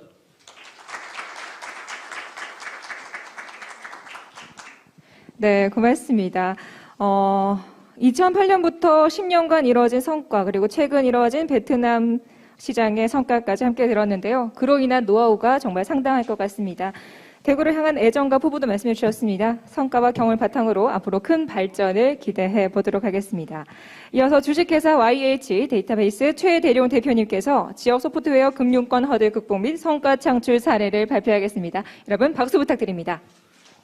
안녕하십니까. YH 데이터베이스에서 대표를 맡고 있는 최대룡입니다. 일단 발표를 시작하기 전에 제가 대경 ICT 산업협회 사무국에서 일을 하고 있습니다. 근데 오늘 팀장님하고 단장님, 과장님 이렇게 3개의 지역에 있는 기관에서 와주셔가지고 지역 기업들한테 이런 소개를 주셔서 굉장히 감사하다고 말씀드리고 싶고, 특히 그 국가정보자원관리원의 강찬호 과장님이 아까 얘기하신 지역 기업들의 가점이나 이런 부분들은 지역 기업들이 굉장히 원하고 있었던 거고 어떻게든 그걸 허들을 좀 넘어보려고 굉장히 힘을 썼는데 지역 기업 힘만으로는 그걸 넘을 수 없었는데 기관에서 대구시하고 이렇게 지역에 오는 기관에서 그렇게 해주셔가지고 정말 감사히 생각하고 지금 뭐 하여튼 박수를 드리고 있습니다. 하여튼 감사합니다, 과장님. 지역 소프트웨어 금융권 허들 극복 및 성과 창출 사례를 이제 발표하도록 하겠습니다. 금융권 안티피싱 플랫폼 구축 성과입니다. 저희가 이제 금융권에 문을 두드리기 시작한 지 한 7년, 8년 정도 되었고, 뭐 지역기업이라고 못할 게 없다 싶어서 이제 여의도권에서부터 여러 가지 그 금융권에 좀 문을 두드렸습니다. 처음에는 이제 하도급 단계부터 시작을 하게 되었습니다. 일단, 보면 아시겠지만 유진투자증권이나 동부증권, 롯데카드에 단말 정보 수집하는 모듈부터 저희들이 다른 기업들과 이제 컨소시엄으로 납품을 하게 되었고, 그 다음부터는 이제 컨소시엄 단계입니다. SC제일은행 같은 경우에는 저희 이상거래 탐지 솔루션을 이제 그쪽 LG CNS랑 이렇게 같이 들어가게 되었고, KB증권도 이제 유수의 보안 업체들이랑 같이 들어가는 단계가 되었습니다. 그런데 2020년 이후에 이제 대구은행과 신한은행, KB증권, 미래에셋, 대우증권 같은 경우는 저희가 직접 계약하는 단계로 이런 허들을 넘어서 저희 제품을 납품을 하기 시작했습니다. 저희가 납품하는 시스템, 개발하고 있는 시스템은, 개발해서 납품하고 있는 시스템은 이상거래 탐지 시스템입니다. 이제 프라우드 디텍션 시스템이라고 해서 인터넷 뱅킹 및 스마트폰 뱅킹, 그리고 이제 ATM 등과 같이 대면, 비대면으로 이루어지는 자금이체나 금융사고를 거래가 일어나는 즉시 그 한 80개 이상의 시나리오와 인공지능 모델을 태워서 바로 이게 사고인지 안 사고인지 판단을 하고 이거를 이체를 할 건지 차단을 할 건지 아니면 전화 인증으로 해서 이제 2차 인증을 할 건지를 판단하는 솔루션입니다. 지금 그림에 보시면 로그인을 하면 바로 저희 시스템이 작동을 합니다. 이제 그 기기 정보랑 그분의 최소한 1년치 이상의 거래 기록들을 가지고 분석해 놓은 정보랑 그런 시나리오들을 가지고 이 거래가 이 사람이 평상시 하던 행동과 맞냐 아니면 특이점이 있는 행동들이냐를 판단해서 이제 빅데이터 분석하고 딥러닝을 통해서 이 시나리오에 즉시 확인을 해냅니다. 그러면 이제 밑에 오른쪽에 보면 허가할지 추가 인증을 할지 거부를 할지 뭐 이런 식으로 해서 이제 사고 거래를 막는 시스템입니다. 굉장한 좀 그 은행이나 금융권 안에 라지 데이터들을 핸들링하는 부분들이 있고 뭐 지금 유호진 팀장님 가셨는데 이제 금융권 데이터들은 사실 일반에서는 볼 수가 없는 데이터들인데 이제 직접 그 안에서 이런 부분들을 저희들이 회사만의 노하우로 핸들링하고 이제 사고를 예방하는 시스템으로 이제 활용을 하고 있습니다. 이번에 그 허들을 넘을 때 이제 세부적으로 개발했던 내용입니다. 일단 정보 수집하고 가공 쪽에 딥러닝 쪽에 겐 알고리즘하고 또 3년치 사용자 데이터 그러니까 라지 데이터 3년치 금융 데이터를 저희 시스템이면 새벽 타임이 한 2시간에서 3시간이면 그 기간에 그러니까 예를 들면 대구은행의 전 고객의 데이터들을 사용자별로 프로파일링해서 분석해 놓습니다. 이제 저희 시스템의 특징이고요. 이런 분석된 데이터들을 이제 딥러닝 모델까지 추가를 해서 이제 이 새로운 그 사용자가 사고 거래에 가까운지 안 가까운지를 분석해 놓습니다. 그리고 이제 비지도 학습 그러니까 이게 사고인지 안 사고인지와 상관없이 그 거래 데이터들을 오토 인코드 형식 알고리즘을 통해 가지고 이제 딥러닝 모델로 해서 모델을 뽑아놓고 이게 이제 실제 사고일 때는 이걸 탐지해내도록 되어 있습니다.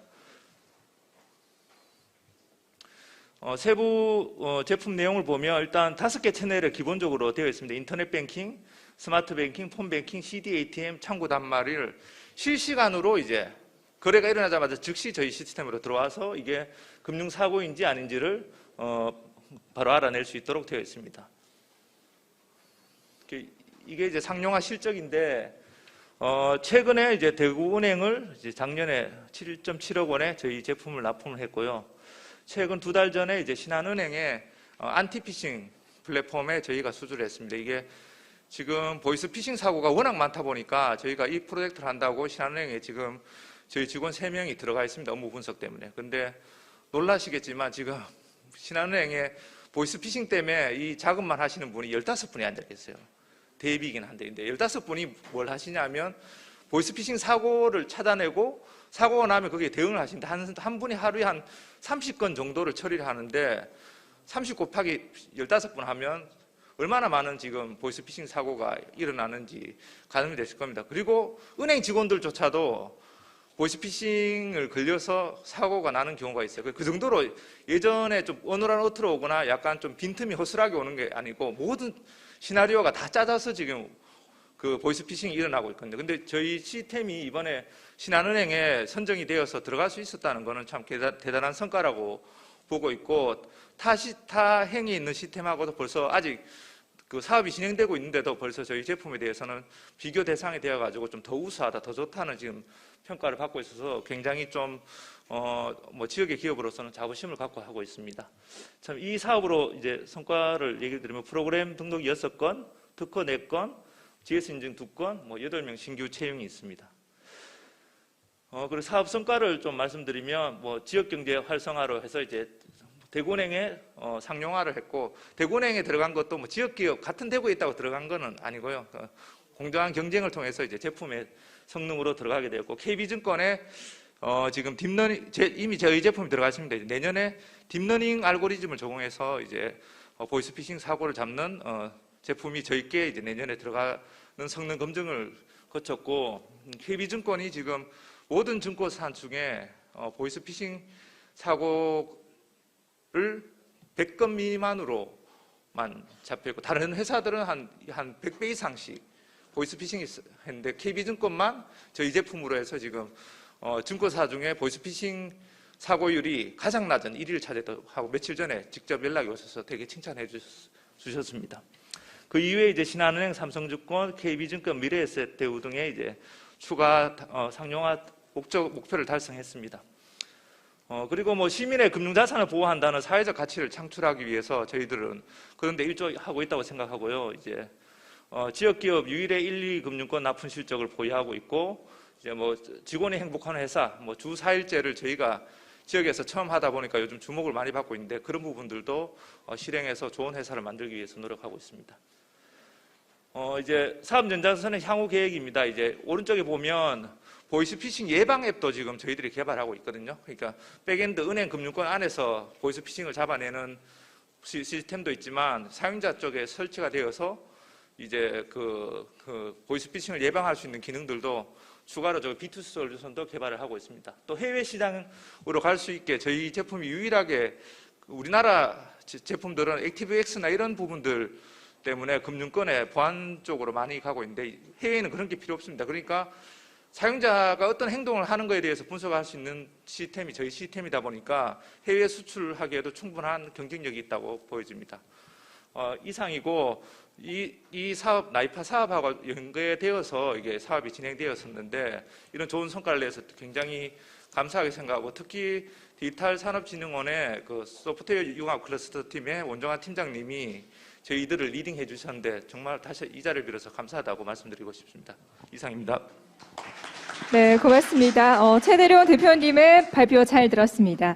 보이스피싱 때문에 일어나는 사고가 굉장히 많이 있습니다. 이러한 프로그램 통해서 우리 주변에 일어나고 있는 금융사고가 사라지는 날이 오길 기대해 보겠습니다. 자, 이제 끝으로 주식회사 아크데이터 장윤철 대표님께서 개인 사정으로 인해 참석이 어려우셔서 이영대 상무이사님께서 대신 데이터 통합, 소프트웨어 개발 성과 및 향후 비전을 발표해 주시겠습니다. 여러분, 박수 부탁드립니다.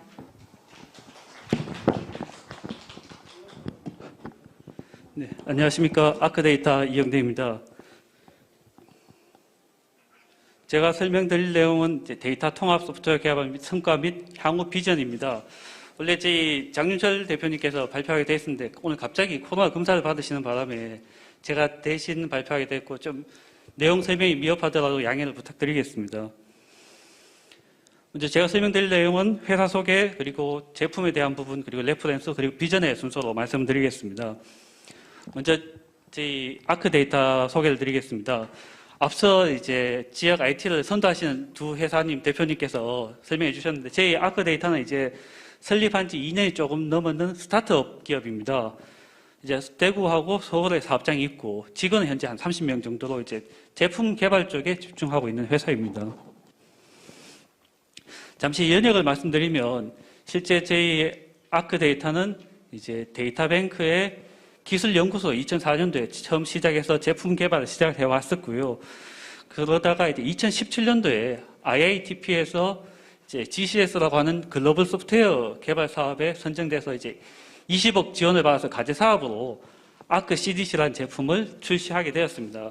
그리고 이제 2019년도에 KB 인베스트먼트에서 이제 30억 투자 유치를 해서 그때 이제 스핀오프를 하고 이제 아크데이터라는 회사로 시작하게 되었습니다. 그래서 저희 제품은 원래 아크포 오라클, 아크포 FR이라고 하는 DB 그리고 파일 쪽 복제 솔루션을 가지고 있었고 이번에 이제 GC에서 통해서 이제 개발했던 아크포 CDC라고 하는 기존의 복제를 벗어나서 이 기존 간의 논리적인 데이터를 복제를 제공하는 제품을 개발하고 업그레이드하고 있습니다.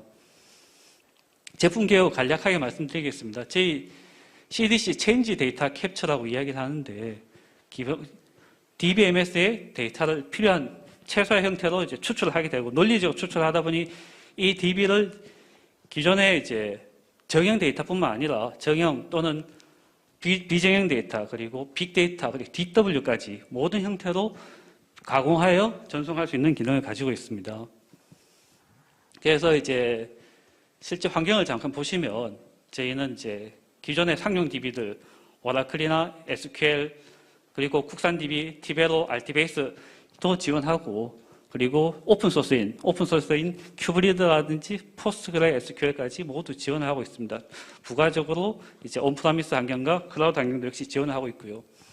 그래서 이제 좀 더 저희는 하이브리드 환경이라고 이야기를 하는데, 기존에 어떤 이런 복제라는 개념이 이제 물리적인 복제가 아니라 논리적인 개념의 복제가 되다 보니 온프라미스 환경과 퍼블릭 또는 프라이빗 클라우드, 또 클라우드에서 온프라미스로 모든 형태의 복제가 가능하게 되어 있습니다.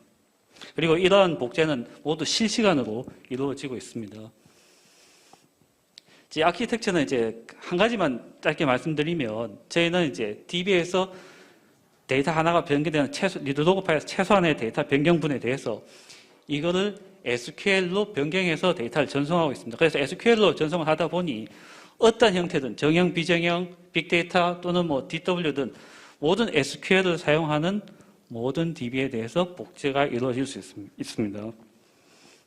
그리고 이러한 부분들 당연히 UI를 통해서 관리가 쉽게 하고 있고요. 그리고 특히 복제에 항상 이슈가 되는 정합성에 대한 부분을 자동화되고, 그리고 저희는 온라인 중에 모든 복제가 이루어지기 때문에 데이터 정합성도 항상 언제든지 실시간으로 관리할 수 있습니다. 또한 모바일을 통해서 복제 환경이라든지 복제 상태, 그리고 장애 유무까지 모두 관리가 가능하게 되어 있습니다. 그래서 주요 특징을 몇 가지 말씀드리면, 저희는 이제 이기종 DB를 복제하는 부분이고, 이 복제를 하는 데 있어 이제 데이터 안정성과 정합성을 보장하는 부분이고, 그리고 또한 이제 운영 환경에 영향을 주지 않기 위해서 성능에 대한 부분, 그리고 모니터링에 대한 부분까지 모두 고려해서 개발이 되어 있습니다. 그래서 이제 경쟁 제품 차이점 잠시 말씀드리면, 저희 제품의 경쟁 제품은 모두 외산 제품들입니다. 글로벌 제품들이고, 이제 제품들하고 비교해서 이제 제가 생각하는 가장 큰 특징 중에 하나는, 첫 번째는 이제 여기 되어 있는데 밴드 중립적이 되어 있는데, 외산 제품들이다 보니 자사 DB들 위주, 그리고 그 메이저 DB들만 대해서 복제를 하고 있습니다. 근데 저희는 이제 국내 DB 기업들과 이미 협약을 해서 지원하기 때문에 외산 DB를 국내 DB로 전환하는데 용이하게 사용하실 수 있습니다. 상호 복제 역시 가능하고요. 그리고 저희는 미들웨어, 예전에는 이런 CDC를 복제의 개념 많이 썼는데, 지금은 이제 특히 빅W라든지 데이터 분석을 위한 용도 많이 쓰다 보니까 저희는 미들웨어 아키텍처라는 걸 적용해서 중간에 가공하는 걸 DB에 부하를 주지 않고 가공이라든지 어떤 여러 가지 형태로 사용할 수 있게 하고 있습니다. 제 레퍼런스 부분입니다. 이제 아직 설립한 지 2년밖에 안 됐지만 그래도 저희는 나름 중요한 고객들에 대해서 이제 레퍼런스를 많이 구축하고 있고요. 여기는 순천향병원입니다. 서울, 천안, 부천, 구미 네 군데 있는 이중화된 DB들을 이제 티베로, 국산 DB죠. 국산 DB 어플라이언스인 티베로 제타 데이터로 실시간으로 데이터를 추출, 전송해서 이제 DW 용도로 사용을 하고 있습니다. 그래서 외산 제품과 국산 제품을 어떤 같이 하나의 시스템 형태로 구성을 하고 있습니다. 그리고 여기는 이제 LH 공사인데, LH 공사 같은 경우도 역시 DW 용도로 이제 업무 4개에 대해서 하나의 DW 어플라이언스 장비로 추출하고 있는 부분이에요. 기존에 이런 제품들을 많이 쓰던 ETL은 기본적으로 보통 주기적 추출, 매일 단위라든지 하는데, 저희는 실시간 추출하다 보니 지금같이 이제 경영 환경이 빠르게 바뀌고 있을 때 빠른 의사결정을 위해서 항상 실시간에 분석된 데이터를 받아볼 수 있게 하고 있습니다. 그리고 여기는 이제 저축은행인데, 작은 저축은행인데, 여기도 마찬가지로 외산 제품과 국산 제품을 이제 복제를 함으로써 국산 제품의 시장을 확대하는 데 도움을 주고 있습니다. 그리고 이제 한양대학교 같은 경우도 이제 전체 DR을 저희 제품을 통해서, 저희 앞에 말씀드렸던 파일 복제까지 같이 해서 전체 DR을 이제 저희 제품으로 하고 있습니다. 여기 국방부인데, 국방부 같은 경우는 이제 마이그레이션 할 때 특히 요즘 새로운 업무가 들어오면 다운타임을 되게 중요하게 생각하는데, 저희 제품을 사용하면 다운타임 없이 무중단의 온라인 마이그레이션이 가능하기 때문에 저희 이제 이관 용도로도 많이 나오고 있습니다. 그래서 주요 고객은 저희 이제 과거 데이터 뱅크 때부터 판매됐던 전체 교육이 나와 있는 부분이고요. 그래서 여러 기관들에 대해서 이제 해외도 일부 판매가 되어 있습니다. 마지막으로 저희 향후 비전에 대한 부분인데, 저희가 이제 지금 타겟은 모든 형태의 DB를 지원하고 있고 소스는 추출하는 기술이 필요하다 보니까 이제 단계적으로 하고 있는데 제가 몇 년 전에 샌프란시스코에 오라클 오픈월드 갔을 때 부스를 차리고 전시를 하는데 그때 당시에 테슬라 전사 DBA가 찾아왔었거든요. 와가지고 MySQL을 지원하면 당장 사고 싶다. 어느 글로벌 어떤 제품도 지원하지 않는다라고 했는데 사실 그때 정말 아쉬웠지만 저희도 지원을 하지 못하다 보니까 그때는 안 됐지만 지금은 저희가 개발 분석 다 되고 지금 최종 개발 완료 단계가 나가고 있고요. 그리고 이제 3.0에서는 빅데이터에 대한 부분들 그리고 4.0에는 클라우드까지 해서 지금은 이제 대구 그리고 서울 위주로 비즈니스 하고 있지만 추후에는 이제 정말 대구를 본사를 두고 글로벌하게 비즈니스 할 수 있는 게 꿈을 가지고 있습니다. 그래서 다음에 제가 또 여기서 인사할 자리가 생긴다면 그때는 좀 더 나은 성과를 가지고 인사드릴 수 있도록 하겠습니다. 경청해 주셔서 감사합니다. 네, 발표 잘 들었습니다. 앞으로 주식회사 아크데이터의 성장을 기대해 보도록 하겠습니다. 지금까지 지역 소프트웨어 솔루션의 해외 진출, 그리고 금융권 허들 극복과 성과 창출 사례, 그리고 데이터 통합 소프트웨어 개발의 성과와 비전에 대한 발표를 잘 들었습니다. 지금까지 발표를 해주신 두 분의 대표님과 상무이사님께 네, 감사하다는 박수 부탁드리겠습니다. 고맙습니다. 또한 지금 대구시장님께서 또 우리 함께 해주실 시간을 기다리고 있습니다. 잠시만 기다려주시면 감사드리겠습니다.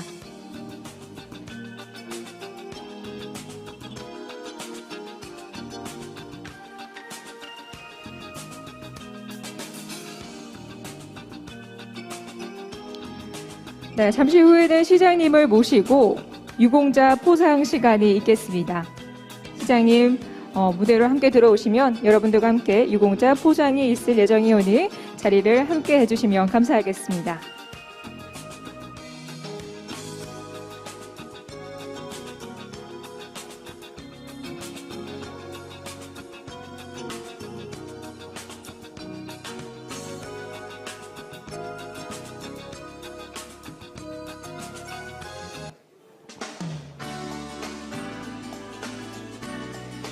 네, 여러분은 뒤를 잠시 바라봐 주시기 바랍니다. 지금 권영진 대구시장님께서 입장을 해주고 계십니다. 여러분 큰 박수 부탁드리겠습니다.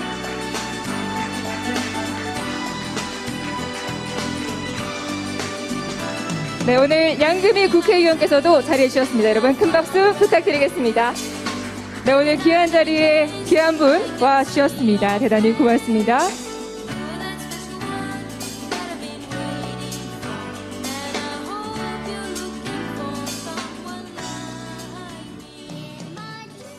네, 다시 한번 함께 해주신 두 분께 큰 박수 부탁드리겠습니다.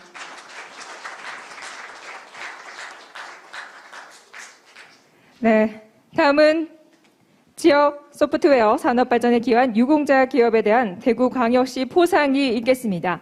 시상은 대구광역시 권영진 시장님께서 수고를 해주시겠습니다. 시장님 무대로 모시겠습니다. 큰 박수 부탁드립니다. 네, 먼저 지역 소프트웨어 산업 육성 및 기업 지원에 기여한 유공자 시상이 있겠습니다. 호명되신 분들은 무대 중앙으로 나와주시기 바랍니다. 대구 디지털산업진흥원 팀장 이희선, 선임 안현우, 주식회사 컴퓨터베이트 기술연구소장 김용환, 주식회사 PM5 대표 이진우, 이장 네 분을 무대 위로 모시겠습니다. 큰 박수 부탁드립니다.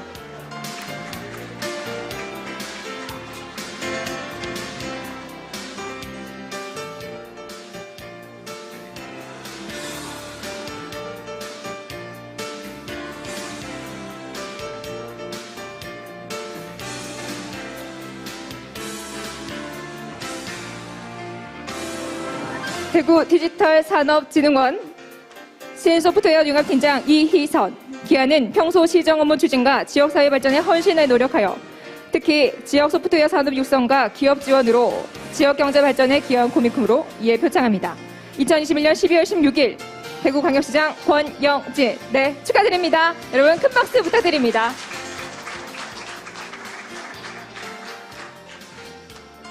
네, 사진 촬영을 하도록 하겠습니다. 정면을 바라보시고요.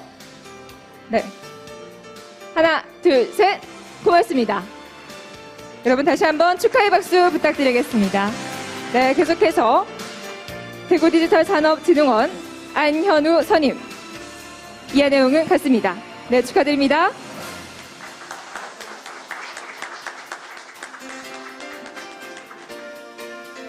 네, 오늘 기쁜 날이니까요. 사진 촬영 바로 이어지도록 하겠습니다. 정면을 바라봐 주시고요. 사진 촬영하도록 하겠습니다. 하나, 둘, 셋. 네, 고맙습니다. 여러분 다시 한번 축하의 박수 부탁드리겠습니다.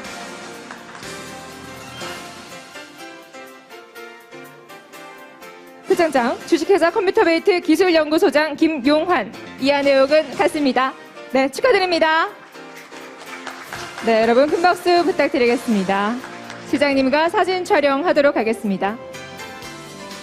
네, 정면을 바라봐 주시고요. 하나, 둘, 셋. 고맙습니다. 네, 다시 한번 축하의 박수 부탁드리겠습니다. 네, 주식회사 PM5 이진우 대표. 이하 내용은 같습니다. 네, 축하드립니다. 여러분 큰 박수 부탁드립니다.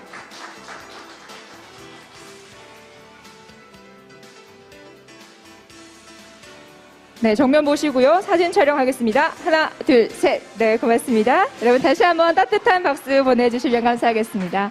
자, 이렇게 오늘 수상을 한 네 분과 권영진 시장님과 함께 사진 촬영을 하도록 하겠습니다. 네, 정면 보시고요. 하나, 둘, 셋. 네, 고맙습니다. 네, 수상 받으신 네 분은 자리로 이동을 해주시면 감사하겠습니다. 네, 계속해서 지역 소프트웨어 산업 경쟁력 강화에 기여한 유공자 시상이 있겠습니다. 호명되신 분들은 무대 중앙으로 올라와 주시기 바라겠습니다. 시상은 계속해서 권영진 시장님이 수고해 주시겠습니다. 여러분 다시 한번 박수 부탁드리겠습니다.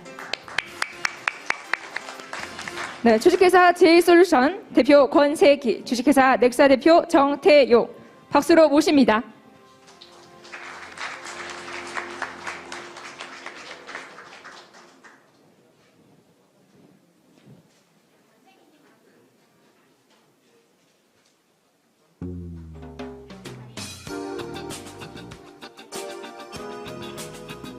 표창장 주식회사 제이솔루션 대표이사 권세기. 귀하는 평소 시정 업무 추진과 지역사회 발전에 헌신 노력하여 왔으며 특히 혁신적인 소프트웨어 제품 서비스 개발로 지역 소프트웨어 산업 발전 및 지역 경제 활성화에 기여한 공이 크므로 이에 표창합니다. 2021년 12월 16일 대구광역시장 권영진. 네, 축하드립니다. 여러분 큰 박수로 축하해 주시기 바라겠습니다. 네, 시장님과 사진 촬영하도록 하겠습니다. 정면 보시고요. 하나, 둘, 셋. 네, 고맙습니다. 큰 박수 부탁드립니다.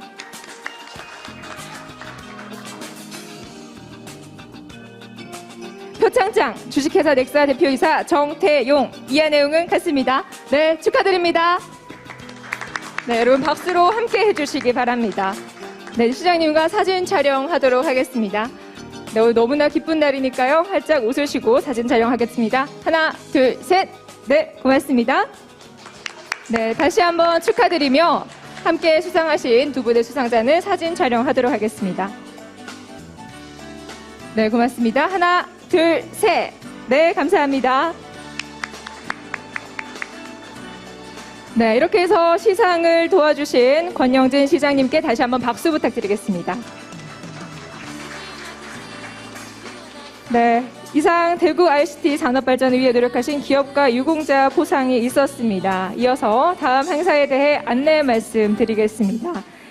잠시 휴식 시간을 가지며 태양홀 입구 왼편에 지역 ICT 기업들의 우수 제품 및 서비스에 대한 전시를 하고 있습니다. 많은 관람 부탁드리겠습니다. 잠시 후 5시 10분부터 대구 디지털 산업진흥원 1층 로비에서는 지역 우수 ICT 기업에 대한 지역 기관에서 수여하는 기관장상과 지역 ICT 발전에 기여를 한 기관에 대해서 대경 ICT 산업회 감사패 수여식이 있습니다.